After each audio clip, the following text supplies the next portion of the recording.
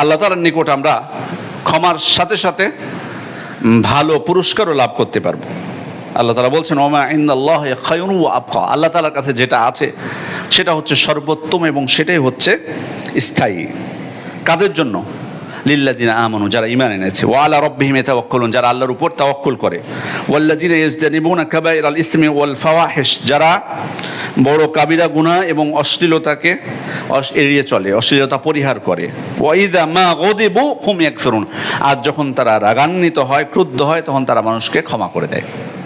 তাহলে এই গুণগুলো আল্লাহ তাআলা বলার পর আল্লাহ তাআলা বলছেন কাদের ব্যাপারে?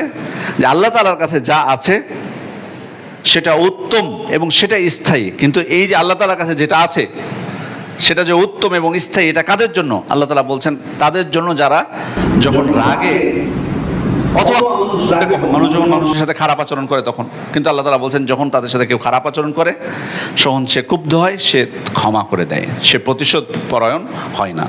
তাহলে যদি আমরা ক্ষমা করি, আল্লাহ তাআলার কাছে আমরা পুরস্কার লাভ করতে পারবো। অন্য আয়াতে আল্লাহ তাআলা বলছেন ওয়া জাযাউ সাইয়্যাতিন সাইয়্যাতুম মিসলুহা, মন্দের প্রতিফল তো মন্দই হবে।